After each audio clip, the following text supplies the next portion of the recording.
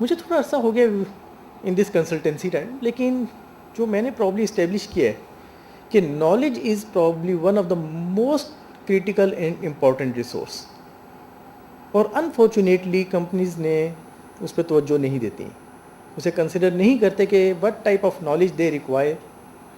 आपको मैं एक सिंपल छोटी सी मिसाल देता हूँ। One of the company engage in aviation business, उन्होंने सिविल एविएशन का एक सर्टिफिकेट जो है they forget to submit on time. That is basically knowledge based कि समवन मस्ट हैव नॉलेज कि जी कि ये सर्टिफिकेट जाना था, and they forget about that, and civil aviation cancel their operations for 1 month. Just one certificate, one simple certificate which was available to them,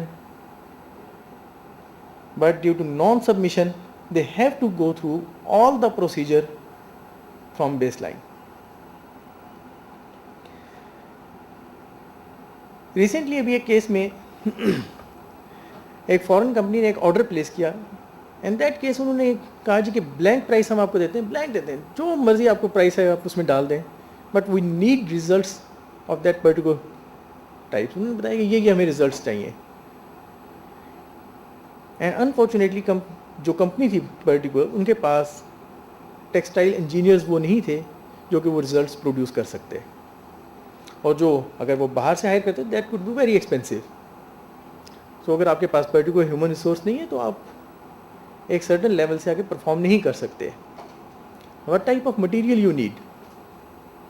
हमारे case में कई ऐसी इंडस्ट्री स्टार्ट हुई, मुझे कराची का इतना आइडिया नहीं, लेकिन पंजाब में फैसलाबाद में तो सुई गैस की वजह से पर्टिकुलर एक उनका जो मटेरियल था उसके बेस पे इतनी इंडस्ट्रीज़ बंद हुई हैं जिसका कोई अंदाज़ा नहीं है।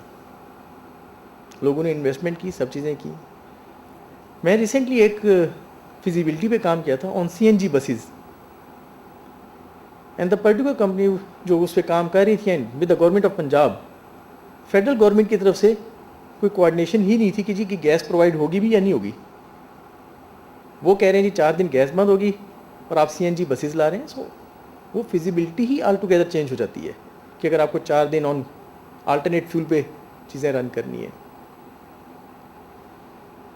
सिमिलरली एसेट्स, आपके पास कितने एसेट्स हैं, कितना परफॉर्म कर सकते हैं, फंड्स की अवेलेबिलिटी क्या है, टाइम की यूटिलाइजेशन हम कैसे कर सकते हैं और कैसे टाइम इंक्रीज़ कर सकते हैं, इसको पर्टिकुलर मैं आगे फिर डिटेल में डिस्कस करूँगा।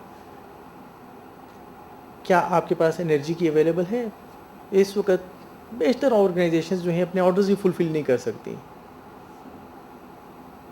मैं एविएशन के अलावा इसके एक और सेक्टर से भी, इंजीनियरिंग के सेक्टर से, जो ऑटोमेटिव जो है ऑटोमोबाइल्स, उनके साथ भी इन्वॉल्व हूँ। ऑर्डर्स जो हैं इतने डिले हो रहे हैं, होंडा, सुजुकी, टोयोटा, उन्होंने ऑर्डर्स दिए हुए आगे, लेकिन जो वेंडर्स हैं जिन्होंने छोटे पार्ट्स प्रोवाइड करने, they can't provide. Load shedding, gas की प्रॉब्लम, एंड लास्टली पहले भी मैंने आपसे बात की नॉलेज की। In certain case and in most of the cases you need knowledge of the market, of the product, of the behaviour of the your buyers. अगर आप उसमें लैग करते हैं तो अगेन आप सीरियसली लॉस कर सकते हैं। If you have good knowledgeable persons you can be successful. When we talk about the human resources, Yeah. we expect that the human resources are knowledgeable. Yes. We have knowledgeable people to run an organization. So knowledge जो है, resources जो है, वो combined हो जाते हैं, human resources are. Actually अगर इसमें हम देखें जी, उसको मालूम होना चाहिए कि कौन सी चीज़ available है, कौन सी चीज़ नहीं। It means knowledge is the respect is the human resource, not in the business by itself. That's right. देखें इनका ये पॉइंट है कि जी कि जो ह्यूमन रिसोर्स है वो नॉलेज के कंटेन करता है। मेरा पॉइंट ये है कि आप उस नॉलेज को स्टोर करते हैं या नहीं करते। द सेम एग्जांपल एविएशन की जो मैं बात कर रहा हूँ, they hired a very senior pilot from PIA, उसके पास नॉलेज था, बट जब उन्होंने उसको रिटेंशन नहीं की ऑफ नॉलेज, कैसे करने थे, कौन, pilot was competent the procedure was not suitable. देखिए बात यह कि हम उसकी अगर वो क्या चाहिए था उसे, वो ये करता है कि जी कि वो तमाम सिस्टम बनाता है और वहाँ पे उसकी डॉक्यूमेंटेशन करता है कि what are the main requirements from civil aviation. अगर वो चीज़ करके कर देता तो नॉलेज की रिटेंशन हो जाती विद द कंपनी। अगर उसने वो चीज़ नहीं की और वो 1 साल बाद काम करने के बाद छोड़ के चला गया तो हुआ क्या? कई दफ़ा हमारे ऐसे होता है कि जब लोग छोड़ के जाते हैं हम ये कहते हैं कि information is there but knowledge is not there. My concept is this कि क्या हम नॉलेज को रिटेन कर सकते हैं? Up to a certain level yes, and that's my main point कि लोग आपके पास आते जाते रहेंगे।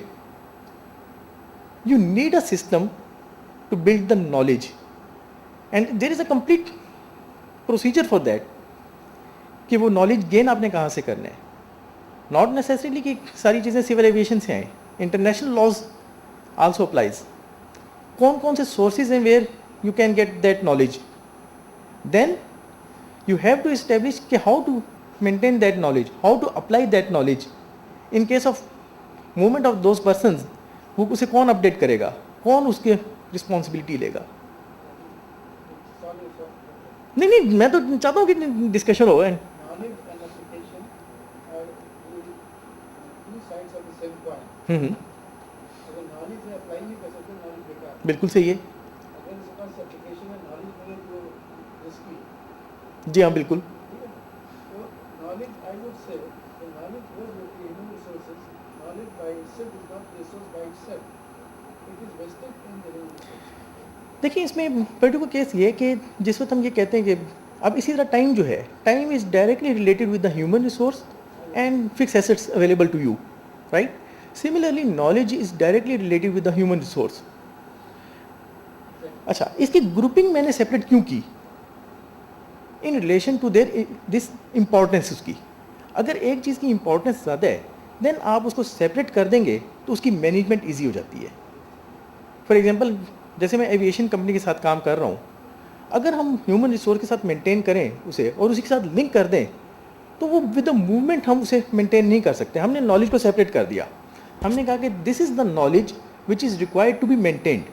अब वो एज अ पूरा फुल रिसोर्स हमारे पास अवेलेबल है, उसका एक पूरा प्रोसीजर है कि हाउ टू मेंटेन दैट, उसे कैसे अपडेट करना है। सो बेसिकली सेग्रीगेशन ऐसी ही है, क्योंकि आगे जब हम जाके डिस्कस करेंगे human resource is the main resource which manages all the resources. So वो डायरेक्टली उससे रिलेट होता है आपके पास कितने लोग हैं, कैसे मैनेज कर रहे हैं। लेकिन होना ये चाहिए कि with the movement in the human resource ऐसा ना हो कि जी कि that is directly related to the knowledge, कि जितने आपके लोग कम हो रहे हैं उतना नॉलेज भी साथ ड्रॉप हो रहा है, और जो आप एक नॉलेज रिटेन कर सकते थे वो आपने रिटेन नहीं किया। This is my concept. Then opportunities. आपका business potential to perform establish होता है based on the opportunities available to you. Market, buying power of people and your product. अब हम इसको थोड़ा सा इस कॉन्टेक्स्ट में देखते हैं। मार्केट अवेलेबल है या नहीं है? लाहौर में जहाँ मेरा ऑफिस है उसके साथ ही पोर्श कंपनी का शोरूम था। They have invested lot of money, advertisement की, सब चीज़ें की, probably excellent product, but market was not there. Probably Lahore में अगर 5 लोगों ने वो गाड़ी ख़रीदनी है तो वो डायरेक्ट ऑर्डर करके भी ख़रीद लेंगे।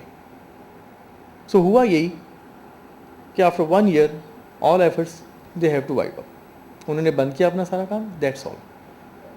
सो आपके पास रिसोर्सेज अवेलेबल हों, नॉलेज है, हर चीज़ है, लेकिन अगर if market is not there तो देन आप सक्सेसफुल नहीं हो सकते। यू हैव टू इस्टेब्लिश कि मार्केट आपकी कितनी है। क्या चीज़ आती है? Threat. जी हाँ, What is the threat against this product? हाँ इनका पॉइंट है कि जी थ्रेट उसमें आता है। SWOT analysis. जी बिल्कुल, शॉर्ट एनालिसिस में अगर हम चले जाएँ तो, लेकिन प्रॉब्लम मेरे पास उतना नहीं है कि मैं इसलिए जस्ट बेसिक चीज़ें डिस्कस करूँ, और वो उसी से ही इस्टेब्लिश होगी कि आपकी जो अपॉर्चुनिटीज़ हैं उसमें अगर आपको कोई थ्रेट भी है माइंड पावर कितनी है लोगों की,